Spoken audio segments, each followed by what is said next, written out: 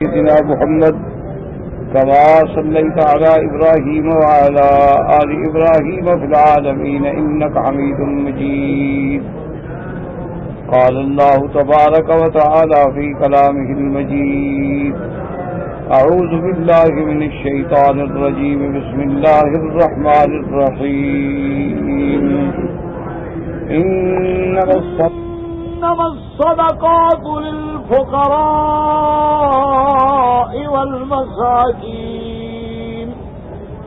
والمساكين والعاملين عليها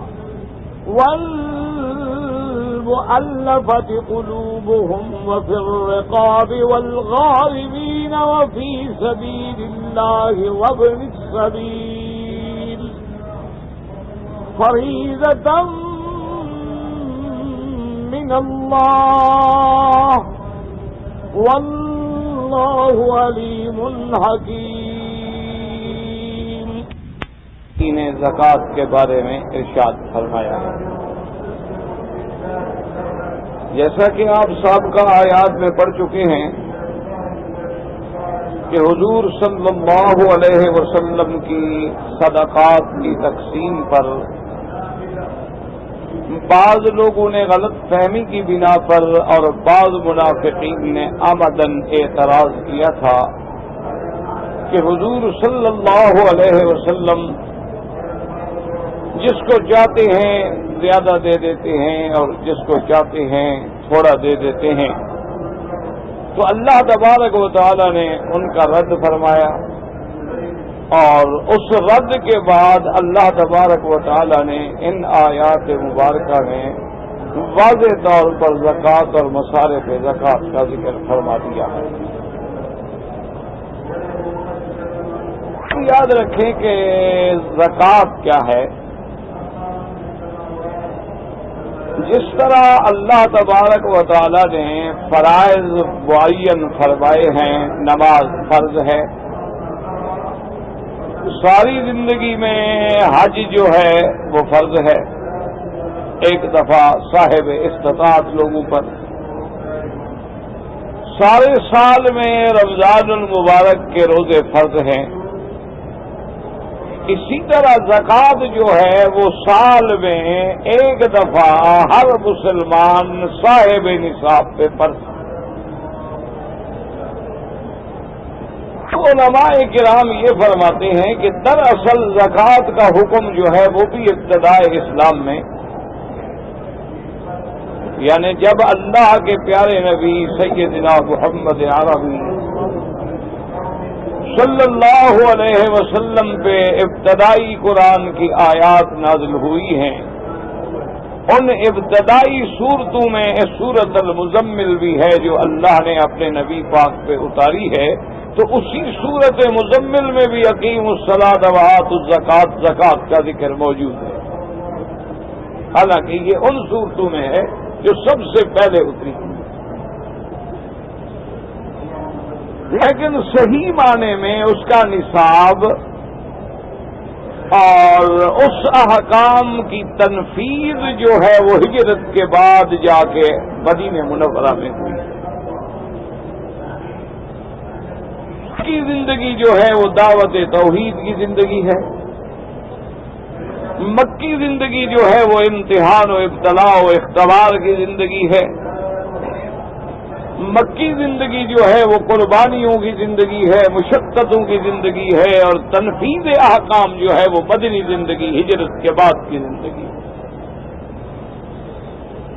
اسی لیے قرآن و حدیث کے مطالعے میں آپ دیکھیں گے کہ میرے آقا نے، آقائے دو جہاں، رحمت دو جہاں سیدنا محمد مصطفیٰ صلی اللہ علیہ وسلم نے 13 سال زندگی جو ہے وہ صرف عقیدے سمجھانے پہ زور لگایا. یعنی 40 سال کی عمر میں آپ کو نبوت ملی، 53 سال کی عمر میں آپ نے ہجرت فرمائی. تو 13 سال تک صرف قوم کو اللہ کی توحید، انبیاء کی نبوت و رسالت اور آخرت، معاد، اصولی مضامین سمجھائے گئے اور اس پر جو تکلیفیں آئیں وہ برداشت کی. اور تمام شریعت کے بقیہ تنفیذ جو ہے وہ سب مدینہ منورہ میں، یعنی سب سے پہلے جمعہ جو ادا کیا گیا مدینہ منورہ میں، سب سے پہلے زکوٰۃ کے احکام کو نافذ کیا گیا مدینہ منورہ میں، سب سے پہلے رمضان المبارک کے روزوں کے احکامات آئے تو مدینہ منورہ میں، فرضیت حج کے احکام آئے تو مدینہ منورہ میں، اللہ کے راستے میں جہاد کے احکام آئے تو مدینہ منورہ میں، اور جہاد کے ضمن میں پھر اموال غنیمت ہے، اموال فے ہیں،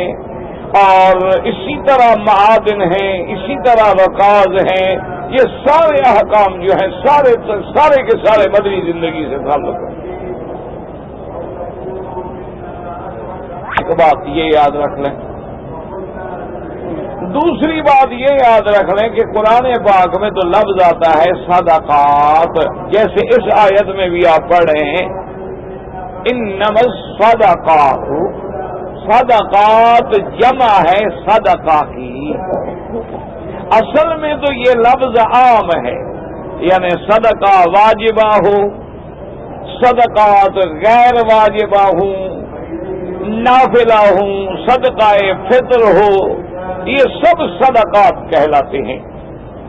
لیکن ان آیات مبارکہ میں جو مراد ہے وہ صدقات سے زکوٰۃ مراد ہے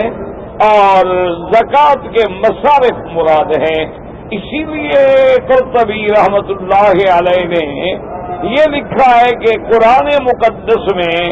جہاں جہاں لفظ صدقات آئے اور کوئی قرینہ نہ ہو نفلی صدقے ہونے کا تو مراد وہ ہوتا ہے یہ صدقہ واجبہ ہے، یعنی زکوٰۃ۔ تو اس آیت مبارک میں چونکہ قرینہ جو ہے نفلی صدقے کا نہیں ہے تو لہذا معلوم ہو گیا ہمیں کہ یہاں سے مراد مصارف زکوٰۃ ہیں جو اللہ نے اپنے بندوں پہ فرض کروا دی۔ اور اسی طرح اسباب نزول میں بھی ایک صحابی ہیں حضور صلی اللہ علیہ وسلم کے صدائی قبیلے سے ان کا تعلق ہے، وہ فرماتے ہیں کہ میں حضور کی خدمت میں آیا تو سرکار دو عالم صلی اللہ علیہ وسلم نے حکم جاری فرمایا تھا کہ کچھ لوگ جوان جائیں جو ہمارے مجاہد ہیں اور اس کے قبیلے پہ جا کے چڑھائی کریں اور ان کو گرفتار کر کے لے آئیں۔ تو کہتے ہیں میں حاضر ہوا اور میں نے عرض کیا کہ یا رسول اللہ صلی اللہ علیہ وسلم میری قوم کو گرفتار نہ کریں بلکہ میں اپنی قوم کو خود بلا لیتا ہوں اور وہ سب آپ کے فرما بردار ہو جائیں گے اور آپ کی خدمت پہ حاضر ہو جائیں گے۔ تو فرماتے ہیں کہ میں نے اپنی قوم کو پیغام بھیجا تو میری قوم کے لوگ جو تھے وہ سب کے سب آئے اور حضور صلی اللہ علیہ وسلم کے پاس آ کے اپنی اطاعت کا اظہار کیا۔ حضور بڑے خوش ہوئے اور آپ نے فرمایا یا اخ الصدا المداع فی قومہ، کہ بھیا قوم صدا کے بھائی ماشاء اللہ قوم میں تمہارا بہت بڑی عزت و احترام ہے کہ قوم تمہارا کہنا مانتی ہے۔ وہ فرماتے ہیں کہ میں بیٹھا ہوا تھا کہ ایک آدمی نے آ کے حضور صلی اللہ علیہ وسلم سے کچھ مانگا، اس نے کہا کہ حضور صلی اللہ علیہ وسلم مجھے بیت المال سے کچھ دیں۔ حضور صلی اللہ علیہ وسلم نے فرمایا کہ زکوٰۃ کے مصارف جو ہیں وہ اللہ نے کسی نبی کے ہاتھ میں بھی نہیں رکھے بلکہ خود معین کر دیے ہیں، لہذا اگر ان میں تم آتے ہو تو پھر تمہیں بھی مل جائے گا اور اگر ان میں تم شامل نہیں ہو تو تمہیں نہیں ملے گا۔ تو اس سے ہمیں قرآن کی آیت مبارک سے اور حدیث رسول اللہ سے صلی اللہ علیہ وسلم سے یہ بات سمجھ آ گئی کہ زکوٰۃ کے لیے ایک معین لوگ ہیں جن کے بغیر زکوٰۃ ادا نہیں ہو سکتی، اور ان 8 قسموں کے علاوہ کسی اور جگہ پر اگر ہم زکوٰۃ لگائیں گے تو وہ ہماری زکوٰۃ ادا نہیں ہوگی۔ ان دو مسائل کے بعد یہ سمجھ لیں کہ زکوٰۃ کا نصاب کیا ہے، یعنی کن لوگوں کو زکوٰۃ دینے کا شریعت میں حکم ہے، تو اس کی آسان بات یوں سمجھ لیں کہ اگر ایک آدمی کے پاس 7.25 تولے سونا ہے یا سونے کے برابر پیسے ہیں، یعنی آج جو 1 تولے کی قیمت ہے مثال کے طور پر 500 ریال، تو 7.25 تولے کے جتنے پیسے بن گئے تو تقریباً 3700 ریال بنیں گے، 3700 ریال تقریباً، ایک مثال ہے۔ اگر 7.25 تولے سونا ہے یا اس کے پیسے ہیں، یا 52 تولے چاندی ہے یا اس کے پیسے ہیں، یا کچھ سونا ہے اور کچھ چاندی ہے، لیکن ملانے کے بعد 52 تولے چاندی کے پیسے بن جاتے ہیں، یا ایک بندہ ہے سونا چاندی تو نہیں ہے لیکن 52 تولے چاندی کے پیسے موجود ہیں، تو اب اس کو زکوٰۃ دیں۔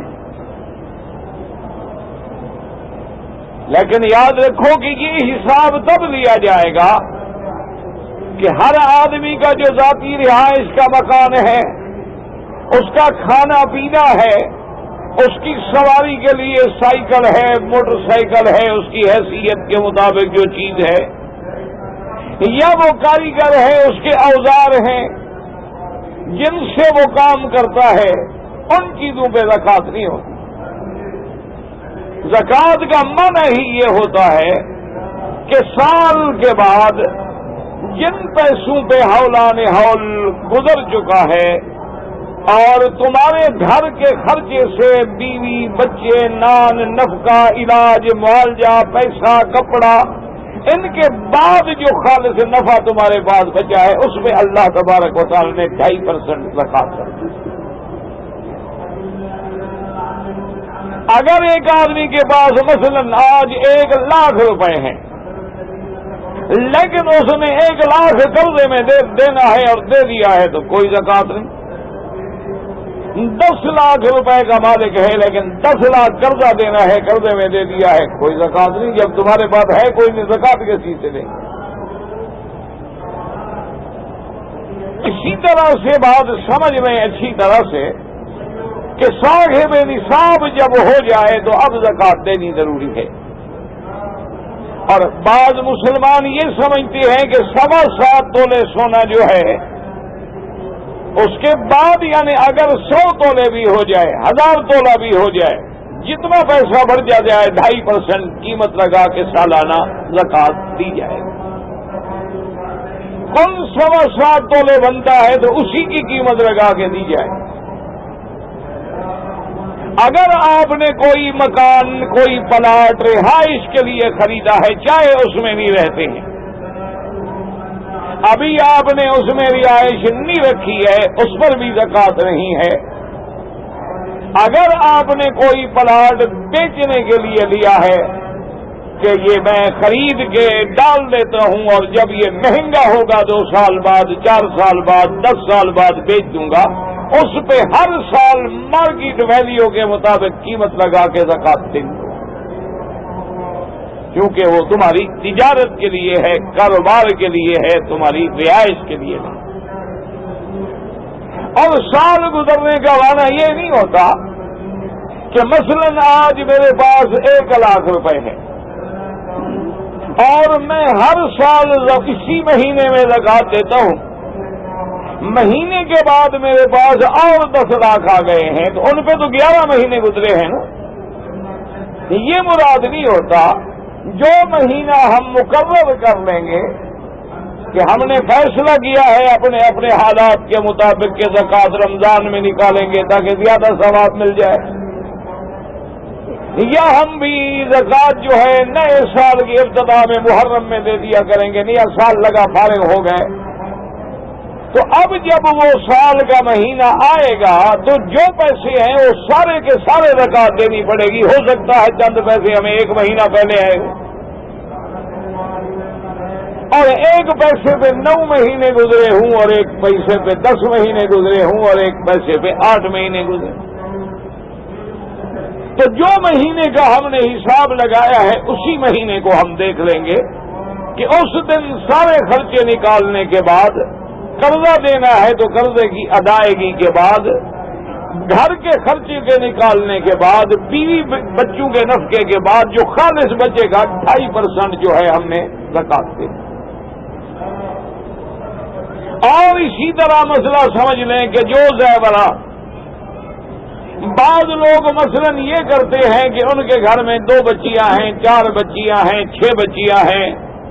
تو کچھ لوگ یہ کرتے ہیں کہ تھوڑا تھوڑا سونا خرید لیتے ہیں بچیوں کے لیے کہ جب شادی ہوگی بچی کی دے دیں.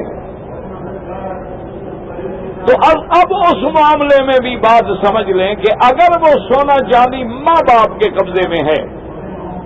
کہ جب لڑکی کی شادی ہوگی اس دن دیں گے, ابھی لڑکی کو مالک نہیں بنایا گیا, تو وہ زکات تم نے ادا کرنی کیونکہ وہ سونا چاندی تمہارے ملک میں ہے, تمہارے قبضے میں ہے, اور اللہ جانے اس لڑکی کی شادی نہ ہو, فوت ہو جائے, وہ مال تو تمہارے ہاتھ میں ہے, اس لیے اس کی زکات تم نے ادا کرنی ہے. اور اگر کسی آدمی نے 4 لڑکیاں ہیں اس کی اور اس نے 10-10 تولے خرید کر کے ہر لڑکی کو دے دیا ہے تو اب وہ ملکیت ہر لڑکی کی ہو گئی ہے, اسی کی ملکیت سے زکات کاٹی جائے گی. اب اس زکات دینے کا وارث جو ہے اس کا ماں باپ ذمہ دار نہیں, کیونکہ انہوں نے اس کو مالک بنا دیا ہے کہ یہ 10 تولے تمہارے ہیں, یہ 10 تولے تمہارے ہیں, یہ 10 تولے تمہارے ہیں. تو ان کو مارکیٹ کے ریٹ میں سالانہ جو ریٹ بڑھے گا یا کم ہوگا اسی حساب سے پیسے بنا کے 2.5% زکات جو ہے وہ ادا کی جائے گی. اور اسی طرح اس مسئلے کو بھی دماغ میں رکھ لیں کہ زکات کے معاملے میں زیورات کے معاملے میں ائمہ کرام میں تھوڑا سا مسئلے کا اختلاف. امام احمد ابن حنبل رحمۃ اللہ علیہ ارشاد فرماتے ہیں کہ جو زیور عورت نے اپنے پہننے کے لیے رکھا ہے اور اس کے ذاتی استعمال میں ہے تو اگر وہ زیور اس کا یہ ضروری نہیں کہ 24 گھنٹے پہنے, وہ کبھی شادی پہ پہنتی ہے, کبھی تقریب پہ پہنتی ہے, سارا سال وہ زیور رکھا رہتا ہے بھی اس کے پہننے کے لیے, تو امام احمد ابن حنبل رحمۃ اللہ علیہ کے نزدیک اس پہ زکات واجب نہیں. وہ فرماتے ہیں کہ یہ عورت کا زیور ہے, پہننے کے لیے ہے, جیسے مردوں کے اوزار ہوتے ہیں اسی طرح یہ عورت کا بھی استعمال کی چیز ہے, لہذا اس پہ زکات واجب نہیں ہے. لیکن امام ابو حنیفہ رحمۃ اللہ علیہ فرماتے ہیں کہ چاہے وہ زیور عورت نے اپنے پہننے کے لیے رکھا ہے یا اگر اس نے تجارت کے لیے رکھا ہے پھر تو کوئی جھگڑا ہے ہی نہیں, لیکن اگر اس نے پہننے کے لیے رکھا ہے, امام ابو حنیفہ رحمۃ اللہ علیہ فرماتے ہیں کہ عورت اپنے پہننے والے زیوروں سے بھی زکات ادا کرے گی, کیونکہ ایک حدیث مبارک سے وہ استدلال کرتے ہیں کہ میرے آقا نے محبوب دو عالم سیدنا محمد الرسول اللہ صلی اللہ علیہ وسلم نے ایک عورت کے ہاتھ میں 2 کنگن دیکھے تھے اور فرمایا تھا کہ تم نے زکات دی ہے, تو اس کے بعد آپ نے یہ بھی ارشاد فرمایا کہ سواران من نار, اگر زکات نہیں دو گی تو یہ جہنم کے کنگن بن جائیں. تو اس لیے امام صاحب رحمت اللہ علیہ یہ فرماتے ہیں کہ حضور کا کنگن دیکھنے کے بعد یہ ارشاد فرمانا جو ہے یہ دلیل ہے اس بات پر کہ اس کی زکات بھی دی جائے. اور اسی طرح یہ بات بھی دماغ میں رکھ لیں کہ جتنے ائمہ دین ہیں اور ان میں خاص طور پہ 4 ائمہ جن کو اللہ نے مقبولیت سے نوازا ہے, جن کی فقہ کو اللہ نے قبول فرما کے پورے عالم میں ہدایت کا ذریعہ بنایا ہے, ان میں سب سے زیادہ وسعت نظر جو ہے وہ امام ابو حنیفہ رحمۃ اللہ علیہ کی ہے. اس کی یوں مثال سمجھ لیں کہ آج اگر دنیا میں 2 مجتہد اجتہاد کریں گے تو لازمی بات ہے کہ اللہ کے ہاں تو کسی ایک کی بات صحیح ہے نا, دونوں کو تو نہیں ہو سکتی.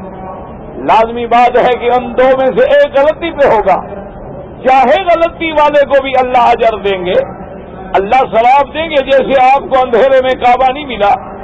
لیکن آپ نے اپنا عقل لڑانے کے بعد نماز پڑھ لی، چاہے غلط پڑھ لی، نماز قبول ہو جائے گی، کیونکہ آپ نے تو محنت کی ہے نا، آپ نے تو عقل لڑایا ہے،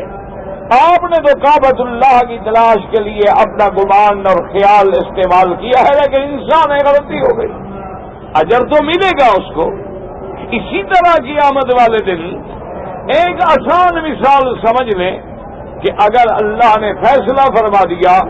کہ بھئی قول وہی زیادہ راجح ہے میرے پاک پیغمبر کے حکم کا کہ عورت کے زیورات جو ہیں وہ پہننے والے ان پہ زکات نہیں ہوتی. چلو یہ قول اللہ کے ہاں فیصلہ ہو گیا، لیکن امام ابو حنیفہ رحمۃ اللہ علیہ کی تقلید کرنے والے لوگ جو زکات دے چکے ہوں گے اللہ ان کا اجر تو ضائع نہیں کریں گے، ان کو نفلی صدقے کا ثواب عطا فرما دیں گے. ان اللہ لا یضیع اجر من احسن عملا، اللہ کسی کے عمل کو ضائع نہیں فرماتا. لیکن اگر یہ دیکھیں گے یہ فیصلہ ہو جائے کہ زکات دینی لازم ہے اور جس نے نہیں دی وہ کیا کرے گا، یعنی دو دے چکا ہے، اگر اس کی فریضے میں شمار نہ ہو تو خیرات میں تو شمار ہو جائے گی نا، عام صدقے میں شمار ہو جائے گی، اللہ اجر تو ضائع نہیں کریں گے. لیکن اگر یہ فیصلہ ہو جائے کہ زکات ضروری تھی اور ہم نے نہیں دی تو اس کی ادائیگی پھر کیسے کی جائے گی. اسی لیے آپ دیکھیں گے انشاءاللہ کہ آپ کی تحقیق مبارک جو ہے اور آپ کی فقہ کی تدوین مبارک جو ہے اور آپ نے پوری امت کو اللہ تبارک و تعالی ان کی قبروں پہ کروڑوں رحمتیں فرمائے کہ آپ نے پورے علماء کی ایک جیوری بٹھا کر حضور صلی اللہ علیہ وسلم کے دین کے لیے، آقا انعامدار کی امت کی رہبری کے لیے قرآن و سنت کی روشنی میں 12 لاکھ مسائل مرتب کیے جو قیامت تک کے لیے رہبری اور روشنی کا ذریعہ بنیں گے. اس لیے اللہ تمام ائمہ کی محنتوں کو قبول فرمائیں اور اللہ تبارک و تعالی ہمیں تمام ائمہ کا احترام، ان کا ادب اور ان کے بارے میں سوء ادبی سے بچائیں. اب جناب سمجھیں تو بہرحال یعنی امام ابو حنیفہ رحمۃ اللہ علیہ کے نزدیک زیوروں پہ بھی زکات دینی ہے، لیکن امام احمد ابن حنبل رحمۃ اللہ علیہ کے نزدیک پہننے والے زیور جو ہیں وہ بھی زکات سے مستثنا. ان مسائل کو سمجھنے کے بعد یاد رکھیں کہ یہ اتنی اہم چیزیں ہیں کہ حضور صلی اللہ علیہ وسلم نے حضرت امیر المومنین عمر بن الخطاب رضی اللہ تعالی عنہ اور اسی طرح عمر بن حزام رضی اللہ تعالی عنہ، حضور نے ان دونوں کو لکھوا دیا تھا، اور اسی طرح سیدنا علی رضی اللہ تعالی عنہ حضور صلی اللہ علیہ وسلم کے اتنے قریب ہیں امیر المؤمنین سیدنا علی المرتضی رضی اللہ تعالی عنہ وارضاہ کہ آپ نے زکات کے مسائل جو تھے وہ باقاعدہ لکھ کے تلوار کے اندر پھینک، جو تلوار کا کیس ہوتا ہے اس کے اندر رکھے ہوئے تھے. حتیٰ کہ بعض اوقات آپ کے ساتھیوں نے بھی پوچھا کہ امیر المومنین اس کے اندر آپ نے کیا چھپایا ہوا ہے، تو حضرت نے وہ صحیفہ نکالا اور فرمایا اللہ کے بندے اس میں زکات کے احکامات ہیں کہ زکات کا سونے چاندی کا نصاب کیا ہے، اور اسی طرح اونٹوں کا نصاب کیا ہے، گائے بکری کا نصاب کیا ہے، اور اس کے عمر کتنی اونٹ کی عمر ہو جو زکات میں لیے جائیں گے. تو یہ سارے احکام اتنے ضروری ہیں کہ اس کو لکھ کے رکھا گیا. اور اسی طرح یہ بھی یاد رکھ لیں کہ یہ زکات جو ہے اس کے لیے اللہ نے جو مصارف معین کر دیے ہیں ان کے علاوہ آپ اس میں تبدیلی بھی کر سکتے ہیں. کسی کو اختیار نہیں ہے کہ وہ ان کے علاوہ تبدیل کرتے. یعنی اللہ تبارک و تعالی نے فرمایا ہے کہ زکات کن کن کو دینی ہے. اسی طرح سمجھ لیں گے مثلاً آج ایک آدمی مسجد بنا رہا ہے، ایک آدمی مدرسہ بنا رہا ہے، ایک آدمی سڑک بنا رہا ہے، ایک آدمی رفاع عامہ کے لیے کنواں کھود رہا ہے، کوئی آدمی لوگوں کے پانی پلانے کے لیے نل لگا رہا ہے، کوئی سبیل بنا رہا ہے تو اس میں آپ زکوٰۃ کا پیسہ نہیں لگا سکتے ہیں۔ اس لیے لوگ بات سمجھتے ہیں کہ دیکھو جی یہ کیسے اسلام کا قاعدہ ہے، اسلام کا کام تو مدد کرنا ہے، رفائی کام ہے، یہ بھی تو خیراتی کام ہے، ہم لوگوں کے لیے خیراتی کام کر رہے ہیں، لیکن اللہ کی حکمتیں جو ہیں وہ زیادہ اعلیٰ و اولا ہیں، اللہ کے فیصلے جو ہیں وہ ہمارے عقل سے زیادہ اعلیٰ و اولا ہے، کیونکہ ان کاموں کے لیے آپ اور طریقے سے خرچ کریں، کوئی ضروری ہے کہ زکوٰۃ کی مد سے ادا کریں، تو لہذا ہمیشہ یہ بات بھی یاد رکھیں۔ اور اسی طرح یہ مسئلہ بھی سمجھ لیں کہ زکوٰۃ جو ہے وہ کسی کافر کو نہیں دی جا سکتی، یعنی کیا مانا، اگر آپ کے پاس زکوٰۃ کے پیسے ہیں اور آپ کے ملک میں کوئی ہندو ہے، کوئی سکھ ہے، کوئی مجوسی ہے، کوئی یہودی ہے یا قادیانی ہے، تو وہ غریب بھی ہو چاہے اس کو آپ زکوٰۃ کے پیسے نہیں دے سکتے ہیں، کہ زکوٰۃ جو ہے وہ خالص مسلمانوں کے لیے ہے اور کسی غیر مسلم کو زکوٰۃ نہیں دی جا سکتی۔ اسی طرح ایک مسئلہ سمجھ لیں کہ مطلق پیسے اور خیرات جو ہے اس کے بارے میں میرے آقا کا فرمان مبارک ہے، آپ نے فرمایا تصدقوا علی الادیان کلھا، کہ تمام دین والوں کو خیرات دیا کرو، یعنی مطلق خیرات جو ہے، مطلق جو صدقہ کرتے ہو وہ تو کافر کو بھی دیا جا سکتا ہے، کہ اگر کوئی کافر غریب ہے، اگر کوئی کافر نادار ہے تو مطلق خیرات دے سکتے ہیں، لیکن زکوٰۃ کا پیسہ اسے نہیں دے سکتے، کہ زکوٰۃ کے پیسے کے مصارف جو ہیں وہ اللہ نے معین کر دیے ہیں، ان میں کسی تبدیلی کا اختیار جب اللہ کے نبی کو نہیں ہے تو کسی غیر نبی کو کیسے ہو سکتا ہے؟ اس لیے ہمیشہ یاد رکھ لیں کہ اگر آپ ویسے خیرات کریں، آپ کا کوئی ہمسایہ ہے، کوئی ہندو ہے، یہودی ہے، قادیانی ہے، غریب ہے، اس کو آپ زکوٰۃ کے علاوہ صدقہ دے سکتے ہیں، لیکن زکوٰۃ نہیں دے سکتے۔ اور اسی طرح یاد رکھ لیں کہ خالص جو زکوٰۃ کا پیسہ ہے وہ اپنی بیوی بچوں کو آپ نہیں دے سکتے، کیونکہ بیوی بچوں کا خرچہ تو شریعت میں آپ کی ذمہ داری میں آتا ہے،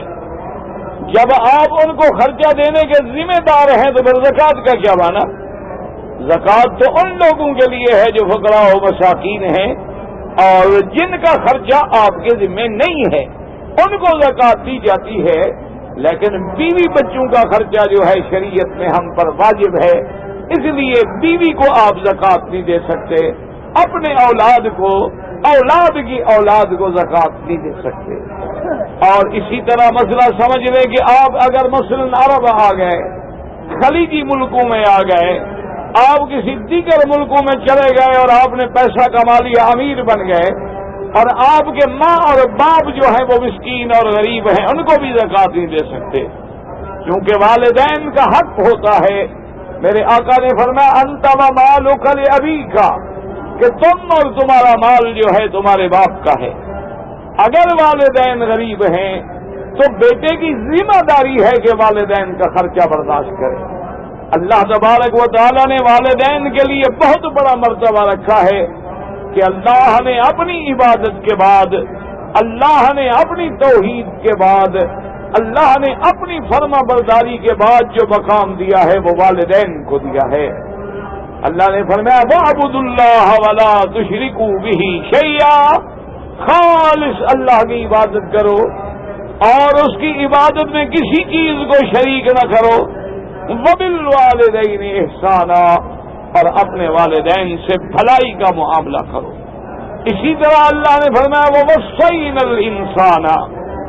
بِوَالِدَيْهِ إِحْسَانًا، اللہ نے فرمایا ہم نے انسان کو وصیت کی ہے، کیونکہ وصیت کا نافذ کرنا جو ہے وہ ضروری ہوتا ہے کہ اپنے والدین سے بھلائی کا معاملہ کریں۔ اسی طرح کہیں اللہ فرماتے ہیں حملتہ امہ کرہا، کہ تمہاری والدہ نے کیسے تمہیں تکلیف سے اٹھایا ہے، اور کہیں فرماتے ہیں حملتہ امہ وہنا علی وہن، کہ دیکھو تمہاری اماں نے کیسے برداشت کیا ہے، کیسے ضعیفی میں تم ایک کیلو کا پتھر سر پہ رکھ کے یا پیٹ پہ باندھ کے ذرا 8 دن تو چل پھر کے دیکھو کہ کتنی تکلیف ہوتی ہے، اور اسی سے اندازہ لگاؤ کہ تمہاری ماں کی کتنی ہمت ہے کہ جس نے 10 مہینے تک یا 9 مہینے تک تمہیں پیٹ میں اٹھایا ہے۔ آج بھی اندازہ کر لیں، آپ اللہ کے حرم میں عمرے کے لیے آتے ہیں،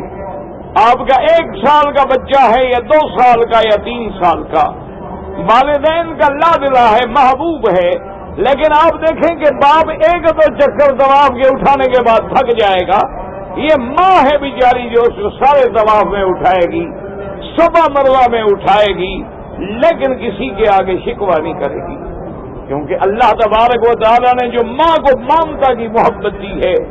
جو حنان دیا ہے، جو شفقت دی ہے،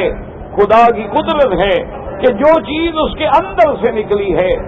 جو چیز اس کے جگر سے نکلی ہے، جس چیز کو اس نے اپنے بطن میں پالا ہے، اور جس کو اس نے اپنا اندر پیٹ میں خون دے کے جوان کیا ہے، اور پھر جس کو اس نے دودھ دے کے پالا ہے، پھر اس کو جس نے اٹھایا ہے، شفقت سے برداشت کیا ہے، اسی لیے اللہ فرماتے ہیں کہ ان پہ احسان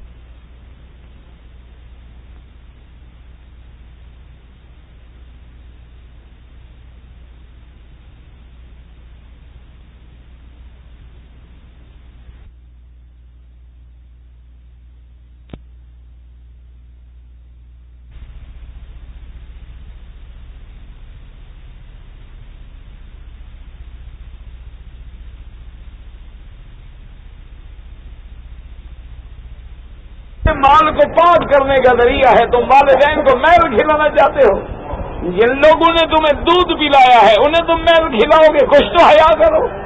والدین کے لیے تو تمہاری ایسا حکم ہے کہ وَخْفِضْ لَهُمَا جَنَاحَ الذُّلِّ مِنَ الرَّحْمَةِ، اور ان کے لیے ہر وقت تیری زبان پہ دعائیں ہوں، قُلْ رَبِّ ارْحَمْهُمَا كَمَا رَبَّيَانِي صَغِيرًا۔ تو اس لیے سمجھ لیں کہ والدین کو بھی زکوٰۃ نہیں دی جائے گی، اور والدین کے حکم میں دادا دادا پردادا نانا نانی پرنانی سب اسی میں آ جائیں گے،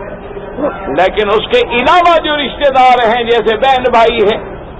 بھتیجے ہیں، چاچا ہیں، دیگر رشتہ دار ہیں، اگر وہ غریب ہے تو ان کو زکوٰۃ دینے میں زیادہ ثواب ہے، بلکہ دوہرا ثواب ہے، کیونکہ وہاں اللہ تبارک و تعالیٰ کا حکم ہے کہ جب تم اپنے غریب رشتہ داروں کو زکوٰۃ دیتے ہو تو اللہ تمہیں 2 ثواب دیں گے، ایک زکوٰۃ دینے کا اور ایک صلہ رحمی کرنے کا، کہ تم نے اپنے رشتہ داروں سے یعنی اپنا رشتہ بھی جوڑا اور ان کی مدد بھی کی ہے، تو ان کو زکوٰۃ دینا جو ہے بلکہ زیادہ ثواب ہے اور زیادہ اولا اور افضل ہے۔ اس میں علماء نے لکھا کہ 2 حکمتیں ہیں، ایک حکمت تو یہ ہے کہ وہ تمہارے رشتہ دار ہیں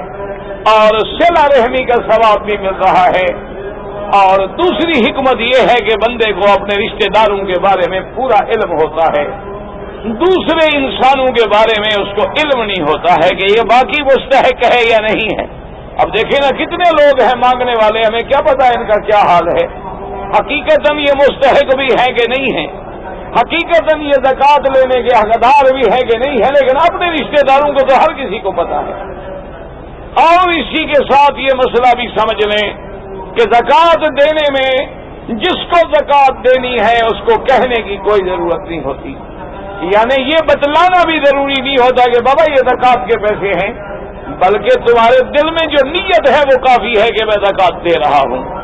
تاکہ کسی آدمی کو یہ احساس نہ ہو جائے کہ یہ ہمیں زکوٰۃ دے رہا ہے۔ اللہ پاک نے پردہ رکھا ہے کہ تیری زکوٰۃ بھی ادا ہو جائے لیکن تیرے رشتہ دار اور عزیز جو ہے وہ لینے میں شرمندہ بھی نہ ہوں، تو اس لیے ان کو بتانے کی بھی کوئی ضرورت نہیں ہے، بس تیرے دل میں جو نیت ہے وہی کافی ہے۔ اور اسی طرح زکوٰۃ کے احکام میں یہ بھی سمجھ لیں کہ زکوٰۃ دینا جو ہے اللہ تبارک و تعالیٰ نے قرآن میں فرض کر دیا ہے اور غریبوں اور مسکینوں کا حق بنا دیا ہے، لہذا اگر تم کسی غریب کو زکوٰۃ دیتے ہو، اگر تم کسی مسکین کو زکوٰۃ دیتے ہو تو یہ احسان نہیں کر رہے ہو، بلکہ یہ تو اللہ کا فرض ہے جو ادا کر رہے ہو، یہ تو اللہ تبارک و تعالیٰ نے تمہارے ذمے رکھا ہے جو ادائیگی کر رہے ہو۔ اسی لیے حضرت حسن بصری رحمت اللہ علیہ یہ اللہ کے اولیاء ہیں، اللہ تبارک و تعالیٰ ان کی قبروں پہ کروڑوں رحمتیں فرمائیں۔ دعا کیا کرو کہ اللہ تبارک و تعالیٰ ہمیں اپنے بندوں کی محبت نصیب فرما دے، اللہ ہمیں اولیاء اللہ کی محبت نصیب فرما دے۔ حضرت حسن بصری رحمت اللہ علیہ، یہ ہے اتباع سنت کہ آپ کی خدمت میں اگر کوئی غریب آدمی آتا، کوئی مانگنے والا، کوئی سائل آ جاتا، فقیر آ جاتا، تو حضرت حسن بصری رحمت اللہ علیہ چادر بچھا کے استقبال کرتے، اس کو بٹھاتے۔ جب ساتھی کہتے کہ حضرت اتنی کیا ضرورت ہے، وہ تو ویسے مانگنے آیا تھا، تو آپ فرماتے ہاں اولئک برید الآخرہ، کہ اللہ کے بندے کی ہی تو ہمارے ڈاکیے ہیں جو ہماری ڈاک لے کے آخرت میں پہنچا رہے ہیں۔ اگر یہ غریب نہیں ہوں گے تو ہم کس کو زکات دیں گے، ہم کس کو خیرات دیں گے؟ یہی لوگ تو ہیں جو ہماری ڈاک جنت میں محفوظ کر رہے ہیں۔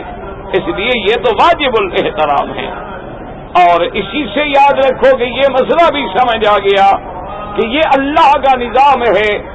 اللہ نے کسی کو امیر بنایا ہے، اللہ نے کسی کو غریب بنایا ہے، تو یہ معنی نہیں ہوتا مساوات کا کہ سارے بندوں کو برابر کر دو، کہ مکان ایک جیسا ہو، روٹی ایک جیسی کھائیں۔ اللہ کے بندے یہ تو برابر کر دو کہ عقل کیسے برابر کرو گے، سب کا قد و قامت کیسے برابر کرو گے، سب کی ذہانت و لیاقت کیسے برابر کرو گے؟ ایک باپ کے دو بیٹے ہوتے ہیں، ایک غبی ہے اور ایک بڑا سمجھدار ہے، اس کو کیسے برابر کرو گے؟ ہاتھ کی 5 انگلیوں کو کیسے برابر کرو گے؟ پاؤں کی 5 انگلیوں کو کیسے برابر کرو گے؟ اللہ کے نظام کو چیلنج نہ کریں، نہ اللہ تبارک و تعالی سرمایہ داری کے نظام کا حامی ہے اور نہ کمیونزم کے نظام کا حامی ہے۔ اسلام کا اپنا نظام ہے اور ایسا جامع معنی کامل نظام ہے کہ اللہ اس پہ ہمیں چلنے کی توفیق عطا فرما دے۔ اسلام یہ کہتا ہے کہ تمہارے پاس اگر دولت ہے کوئی بات نہیں، لیکن شرط یہ ہے کہ اس دولت میں اللہ کے احکام پورے کرو۔ اللہ تبارک و تعالیٰ نے جو صدقات واجب کے اللہ تبارک و تعالیٰ نے فرائض معین کیے ہیں اس کو ادا کر دو، کیونکہ اگر کوئی امیر نہیں ہوگا اور سارے غریب ہو جائیں تب بھی نظام عالم درہم برہم ہو جائے گا، اور اگر سارے کے سارے امیر بن جائیں تو مزدور کون ہوگا؟ اگر سارے مزدور بن جائیں تو پھر مالک کون ہوگا؟ اگر سارے ڈرائیور بن جائیں تو بیٹھنے والا کون ہوگا؟ اگر سارے بیٹھنے والے بن جائیں تو گاڑی چلانے والا کون ہوگا؟ یہ اللہ کا نظام ہے کہ اللہ نے غریبی بنایا ہے، فقیر بھی بنایا ہے، اللہ نے صحت بھی رکھی ہے، بیماریاں بھی رکھی ہیں، اللہ نے عقل والے بھی رکھے ہیں اور بے وقوف بھی بنائے ہیں، اللہ نے اندھیری بھی بنائی ہے اور روشنی بھی بنائی ہے، اللہ تبارک و تعالیٰ نے عزت بھی رکھی ہے اور ذلت بھی بنائی ہے، اللہ نے صدق بھی ہے اور کذب بھی ہے، حق بھی ہے اور باطل بھی ہے، نور بھی ہے اور ظلمت بھی ہے، اور اسی امتحان میں کامیابی کا نام کامرانی اور اسلام و ایمان ہے۔ اسی لیے اسلام یہ کہتا ہے کہ زکوٰۃ کا معنی ہی یہ ہے کہ تؤخذ من اغنیائہم وترد الی فقرائہم، کہ مسلمانوں کے امیروں سے زکوٰۃ لی جائے گی اور مسلمانوں کے غریبوں کو زکوٰۃ دی جائے گی۔ اور یہ زکوٰۃ کا نظام اتنا اعلیٰ ہے، خدا جانتا ہے اللہ کے حرم میں پوری ذمہ داری سے یہ کہتا ہوں کہ آج بھی اسلامی ملک، آج بھی اسلام کا نام لینے والے ممالک جو اپنے آپ کو اسلامی ملک کہتے ہیں اور بدقسمتی سے ماں سوائے اس حکومت کے اور سعودی عرب کے باقی ملکوں کو آپ مسلمانوں کے ملک تو کہہ سکتے ہیں، لیکن اسلامی ملک کہنا مجھے سمجھ نہیں آیا کہ جہاں اسلام کے سوا سب کچھ ہے، اگر نہیں ہے تو صرف اسلام نہیں ہے۔ یعنی آپ کے پاس ہر قانون بنتا ہے، آپ کے پاس آپ دیکھ لیں کہ پیدائش پہ بھی ٹیکس ہے، موت پہ بھی ٹیکس ہے، ویلتھ پہ بھی ٹیکس ہے، زراعت پہ بھی ٹیکس ہے، سیلز پہ بھی ٹیکس ہے، انکم پہ بھی ٹیکس ہے، یعنی ٹیکسیں اتنی زیادہ ہیں کہ آدمی کم ہیں اور آمدنی کے ذرائع بھی کم ہیں، لیکن اگر نظام نہیں ہے تو زکوٰۃ کا نہیں ہے۔ اور جو زکوٰۃ کا نظام بنایا گیا ہے وہ اتنا نامکمل ہے اور اتنا ناقص ہے اور اتنا غلط ہے کہ اللہ کے قانون کو چھیڑا گیا ہے۔ آپ دیکھ لیں کہ آپ کے ملک میں زکوٰۃ سیونگ اکاؤنٹ سے کاٹی جاتی ہے، یعنی اگر آپ کا پیسہ کرنٹ اکاؤنٹ میں پڑا ہے تو کوئی زکوٰۃ نہیں کاٹی جاتی، سیونگ اکاؤنٹ میں جو پیسہ ہو صرف اسی سے زکوٰۃ کاٹی جاتی ہے۔ اور جو سیونگ اکاؤنٹ میں پیسہ ہوتا ہے اس میں آپ کو 7% سالانہ سود ملتا ہے، تو سال کے بعد 2.5% آپ کی زکوٰۃ کٹتی ہے، مانا آپ کا اصل پیسہ محفوظ ہے اور اللہ کی زکوٰۃ جو ہے وہ سود سے کاٹی جاتی ہے۔ تو جب سود حرام ہے تو حرام سے زکوٰۃ دینے کا کیا مطلب؟ اور اسی طرح یہ بھی آپ اندازہ لگا لیں کہ زکوٰۃ تو تب ہوگی جب ہم سال گزرے گا، لیکن ہمارے ہاں اگر جون میں زکوٰۃ کٹتی ہے اور میں نے پیسے مئی میں داخل کیے ہیں تو وہ جون میں کٹ جائیں گے، اس سے زکوٰۃ کاٹ لی جائے گی، حالانکہ اس پہ ہولان ہول نہیں گزرا۔ اور تیسری بات یہ ہے کہ زکوٰۃ تو دینے والے کی اجازت سے، اس کی نیت سے، جب وہ کسی کو وکیل بنائے گا تو اس کو زکوٰۃ دینے کا حق حاصل ہے۔ ہم نے بینک کو یہ اختیار ہی نہیں دیا ہے، ہم تو مجبور ہیں کہ وہ جبرن کاٹ دیتے ہیں، ورنہ تو کوئی مسلمان ان کو دینے کے لیے تیار نہیں ہوتا ہے۔ تو جب دینے والے کی رضا بھی شامل نہیں ہے تو وہ زکوٰۃ کیسے ادا ہوتی ہے؟ اور پھر اسی طرح دیکھ لیں کہ اس زکوٰۃ کا آگے جو خرچہ رکھا گیا ہے، یعنی اندازہ کریں کہ زکوٰۃ کے فنڈ کروڑوں کے حساب سے نہیں، ارب روپے کے حساب سے ان کو خرچ کہاں کیا گیا؟ قوم کے ممبران جب بیمار ہوئے، جو کروڑوں پتی لوگ ہوتے ہیں، ان کے علاج کے لیے زکوٰۃ کا پیسہ خرچ کیا جا رہا ہے۔ کسی رفاہی کام میں زکوٰۃ کا پیسہ خرچ کیا جا رہا ہے جو عین اسلام اور قرآن کے احکام کے خلاف ہے۔ اور اسی طرح اگر آج بھی اسلامی ممالک، اللہ ان کو ہمیشہ صحیح معنی میں اسلامی بنا دے، لیکن اللہ تبارک و تعالی رحمت فرمائے، ایمان سے کہیں کہ جن ملکوں میں قانون لارڈ نکالے کا چلتا ہو، جن ملکوں میں کافروں کے بنائے ہوئے ایکٹ چلتے ہوں، جن ملکوں میں تمام آرڈیننس جو ہیں وہ کافروں کے قانون کی روشنی میں بنائے جاتے ہوں، جن ملکوں میں وکیل سے لے کر فیصلہ کرنے والوں کے ظاہر و باہر جو ہے وہ کفار کے مشابہ ہو، اسے آپ کیسے اسلامی کہہ سکتے ہیں؟ ہمیں تو آج تک یہ بات سمجھ نہیں آئی ہے۔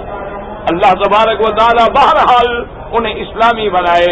اور اسلام پہ چلنے کی توفیق عطا فرمائے۔ اگر آج بھی دنیا کا کوئی ملک اسلام کے اسی نظام کو لے لے کہ زکوٰۃ امراء سے لی جائے اور غرباء میں صحیح معنی میں تقسیم کی جائے، اور زمینوں کا صحیح معنی میں عشر لیا جائے، مویشیوں کی زکوٰۃ صحیح معنی میں لی جائے، اور تمام دنیا کے ٹیکسز ختم کر دیں تو انشاءاللہ غربت ختم ہو جائے گی، کیونکہ یہ اللہ تبارک و تعالیٰ کا فیصلہ ہے۔ اللہ نے فرما دیا ہے کہ میں سودی معاملات کو برباد کر دیتا ہوں اور صدقات کے اندر میں برکات پیدا کرتا ہوں، اور اس کے اندر میں خیرات پیدا کرتا ہوں، اور اس تھوڑے کو میں بڑھا دیتا ہوں، اس میں برکتیں پیدا کرتا ہوں۔ یمحق اللہ الربا ویربی الصدقات۔ اور اسی طرح یاد رکھیں کہ اللہ نے خود اپنے نبی پاک کو، اپنے پیارے پیغمبر صلی اللہ علیہ وسلم کو یہ حکم دیا تھا کہ خذ صدقۃ من اموالہم، اللہ کے نبی ان کے مالوں سے آپ خود وصول فرمائیں۔ اور اسی طرح اللہ نے فرما دیا وفی اموالہم حق معلوم للسائل والمحروم، ہم نے اپنے بندوں کو جن کو مال دیا ہے ان کے مال میں مانگنے والوں کا بھی حق ہے، اور جو مانگنے سے دور بیٹھے ہوئے ہیں اور غریب ہیں، مسکین ہیں، ان کا بھی حق ہے۔ تو اللہ تبارک و تعالی نے ان آیات مبارکہ میں یاد رکھیں کہ مصاریف کی معین کر دی ہے حد۔ اور اسی طرح ایک مسئلہ یہ بھی سمجھ لیں کہ مثال کے طور پر زکوٰۃ سے کسی مدرس کو مدرسے میں آپ تنخواہ نہیں دے سکتے ہیں، کسی مدرس کی تنخواہ دینی جو ہے زکوٰۃ سے وہ جائز نہیں ہے، کسی مؤذن کی تنخواہ دینا جو ہے وہ جائز نہیں ہے، زکوٰۃ کے مصاریف کا ان سے کوئی تعلق نہیں ہے، کیونکہ وہ اتنا معین ہے کہ اس میں اللہ کے پیغمبر کو بھی تبدیل کرنے کا کوئی حق نہیں پہنچتا، اور یہ اللہ تبارک و تعالی نے خود معین فرما دیے ہیں۔ اور اسی طرح جو آج ہم آیات مبارک تلاوت کر رہے ہیں اس میں اسی صدقات واجبہ۔ اچھا ایک بات ہمیں یاد رکھ لیں کہ صدقہ کو صدقہ کیوں کہتے ہیں، یاد رکھ لیں صدقہ کا معنی ہوتا ہے خیرات۔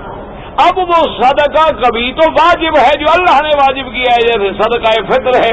کہ جب ہم عید پڑھنے کے لیے آتے ہیں عید الفطر تو عید کی نماز سے پہلے ہمیں صدقہ فطر ادا کرنا ہے، اور یا ایک دن پہلے بھی ہم ادا کر سکتے ہیں، لیکن جب عید کی نماز ہو جائے اس کے بعد پھر صدقہ فطر کا وقت جو ہے وہ گزر جاتا ہے۔ اور صدقہ کو صدقہ کیوں کہتے ہیں؟ یاد رکھیں، صدقہ، صادق، صدق، یہ مادہ ہے ایک۔ معنی ہوتا ہے کہ اللہ کے راستے میں دینے والا یہ ظاہر کرتا ہے کہ یا اللہ میں اپنے قول و فعل میں سچا ہوں، میں تیرے حکم کی تعمیل کر رہا ہوں، اور تیرے حکم میں یہ مال جو دے رہا ہوں میں بالکل سچ بول رہا ہوں، تیری رضا کے لیے دے رہا ہوں، اسی لیے اس کو کہا جاتا ہے صدقہ۔ تو لفظ صدقہ میں عام خیرات بھی شامل ہے، نفلی خیرات بھی شامل ہے، واجب اور غیر واجب بھی شامل ہے، لیکن جہاں زکوٰۃ کے احکام آئیں گے وہاں کسی کو تبدیل کرنے کا کوئی حق نہیں پہنچتا ہے۔ اس لیے میرے اللہ نے ان آیات مبارک میں ارشاد فرمایا، انما الصدقات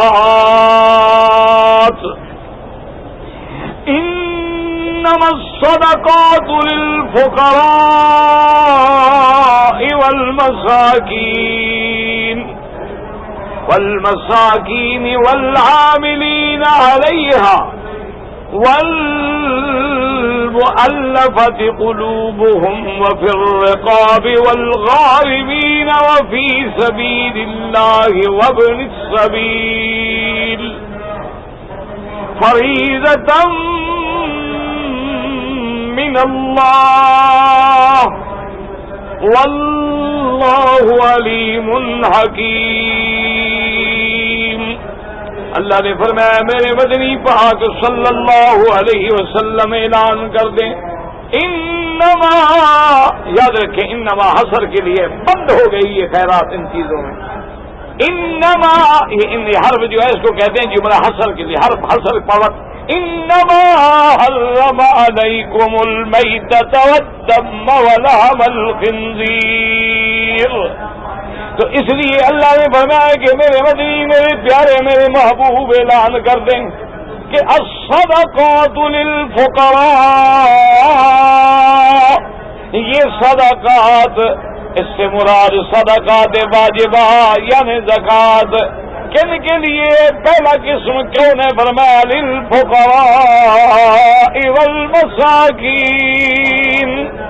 زکوٰۃ کن کو دیں گے؟ یاد رکھیں پہلی قسم کیا ہے؟ فقراء، دوسری قسم کیا ہے؟ مساکین، اور تیسری قسم کیا ہے؟ والعاملین علیہا، اور اس پہ کام کرنے والے۔ کیا مانا؟ زکوٰۃ و صدقات کی وصولی کرنے والے جو عاملین صدقات ہیں، جو ڈیوٹی دے کے مسلمانوں کے لیے زکوٰۃ و صدقات جمع کر رہے ہیں، ان کو بھی زکوٰۃ سے دیا جا سکتا ہے۔ پہلی قسم کیا ہے؟ فقراء، دوسری قسم کیا ہے؟ والمساکین۔ یاد رکھیں کہ فقیر اور مسکین کے بارے میں علماء نے بڑی بحثیں فرمائی ہیں کہ اگر کوئی شخص مرنے کے بعد وصیت کرے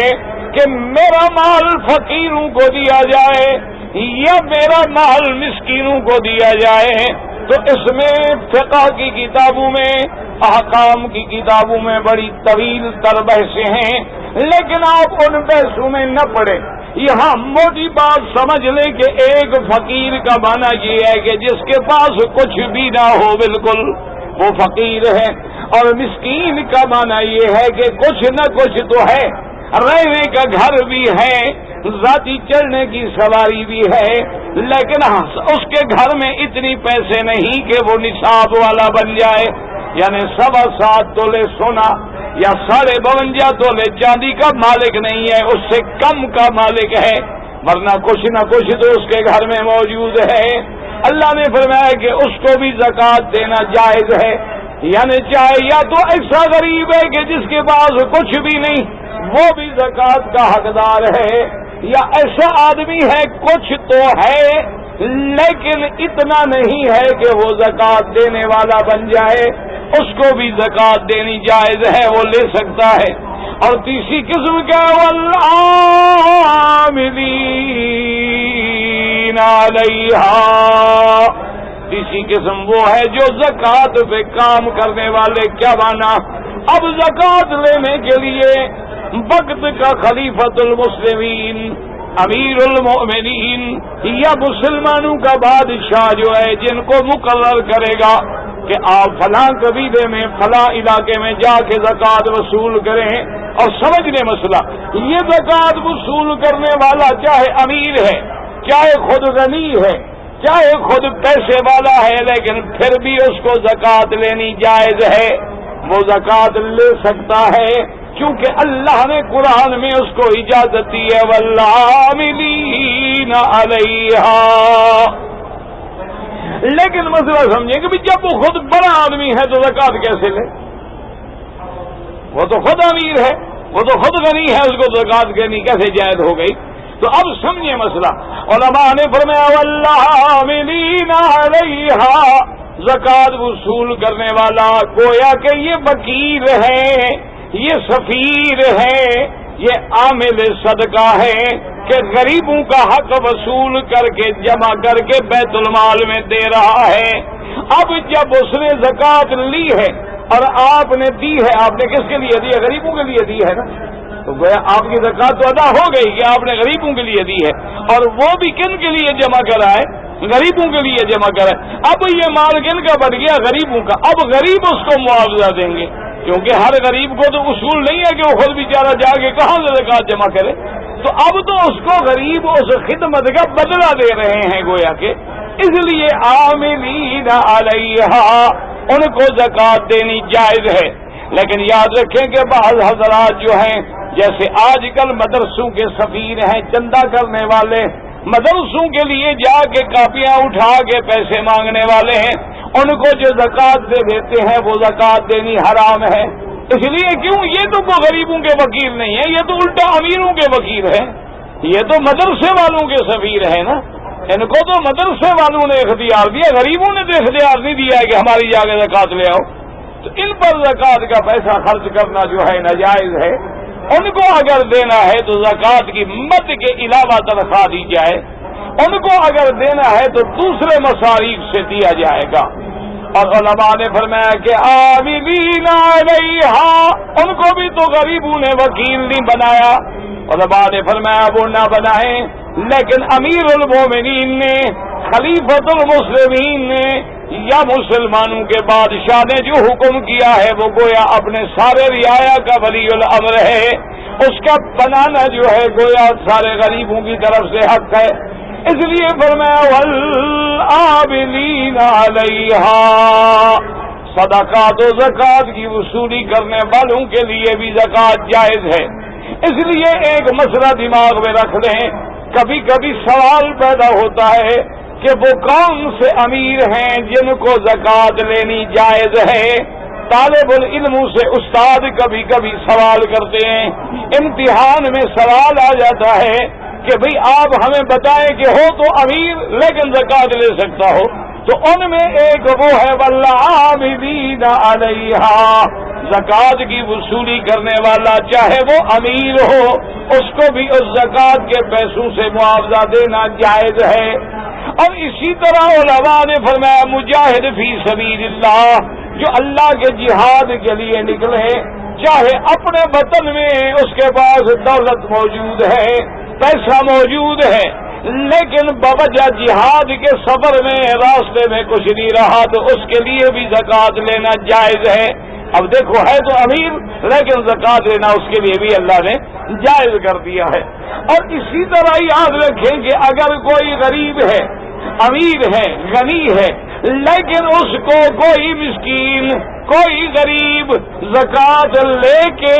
اپنے پیسے میں سے دے دے تو اس غنی کو بھی لینا جائز ہے، کیونکہ زکات غریب کا حق تھا.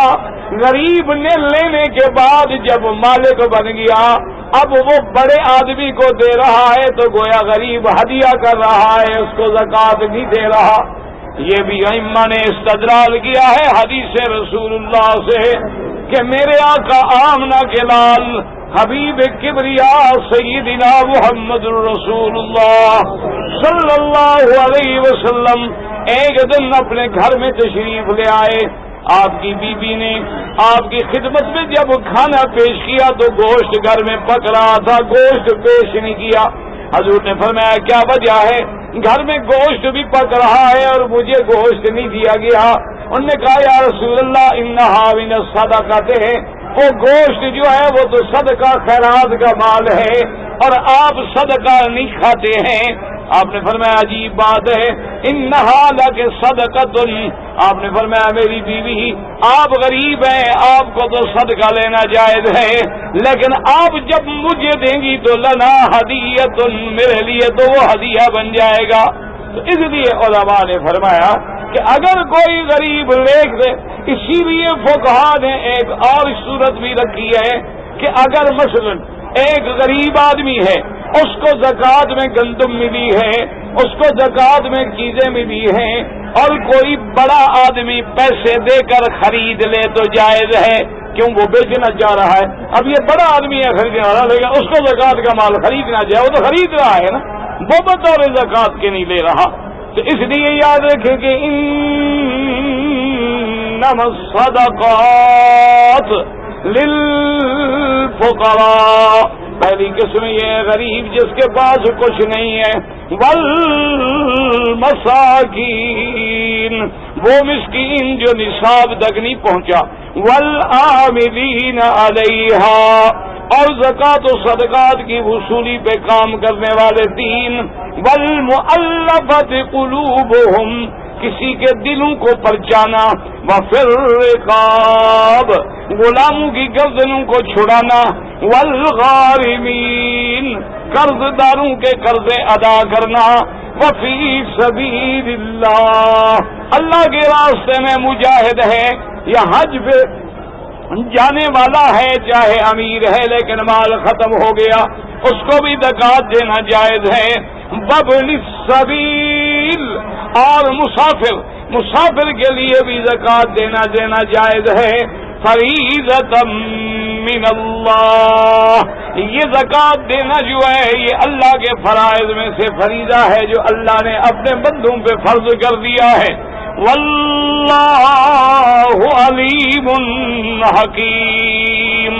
اور سارے احکام میں اللہ علم والے ہیں، اللہ حکمت والے ہیں، ان کا ہر حکم جو ہے وہ کامل علم کے ساتھ ہے اور ہر حکم جو ہے وہ کامل حکمت کے ساتھ ہے۔ اللہ تبارک و تعالی ہمیں اور آپ کو اپنے احکام پہ چلنے کی توفیق عطا فرمائے، اور اس میں بہت ہی مسائل ہیں، زندگی باقی تو بات باقی انشاءاللہ۔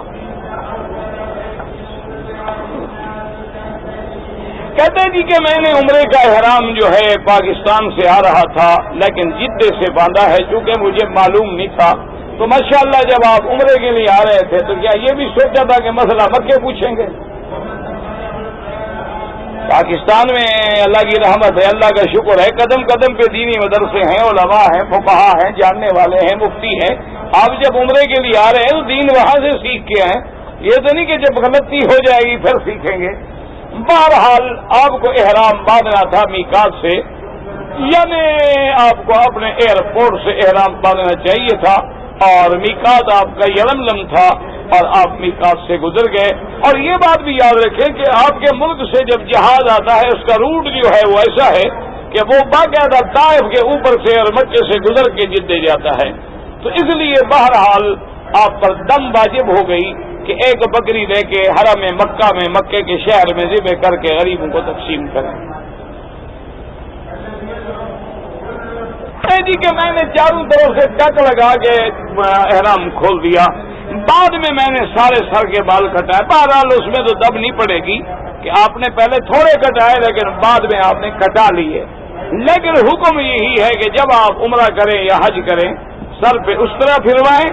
اگر اس طرح نہ پھروائیں تو سارے سر سے اتنا یعنی چوتھا حصہ جو بال ہیں وہ کاٹے جائیں۔ یہ جو ٹک لگا لیتے ہیں دو تین عورتوں کی طرح، اس سے نہ آپ آرام سے نکلتے ہیں، حلال بھی نہیں ہوتے، اور نہ آپ عمرے سے فارغ ہوتے ہیں،